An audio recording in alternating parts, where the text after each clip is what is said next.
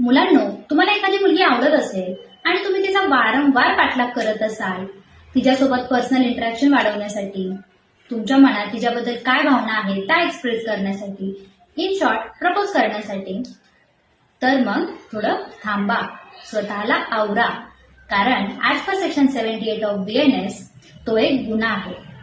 या सेक्शननुसार जर तुम्ही एखाद्या मुलीला सतत पाठलाग करत राहिलात, आयदर पर्सनली किंवा एखाद्या सोशल मीडिया थ्रू जर तिला मॉनिटर करत राहिलात, म्हणजे ईमेल, व्हॉट्सअप, इन्स्टा, फेसबुक, तर मग तुम्हाला 3 वर्षापर्यंतची शिक्षा आणि दंड होऊ शकतो.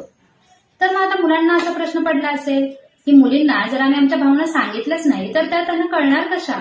आम्ही आमचं प्रेम व्यक्तच करायचं नाही का? तर तुम्ही करू शकता. कायद्याने तुम्हाला एक संधी दिलेली आहे. म्हणूनच ह्या सेक्शनमध्ये रिपीटेडली असा वर्ड यूज केलेला आहे. तुम्ही एकदा जा, तुमच्या मनात काय भावना आहेत त्या तिला सांगा. जर तिने डिसइंटरेस्ट दाखवला तर मग पुन्हा तसं करायला जाऊ नका. जर तुम्ही पुन्हा तसं केलं तर मग मात्र तुम्ही गोत्यात येऊ शकता.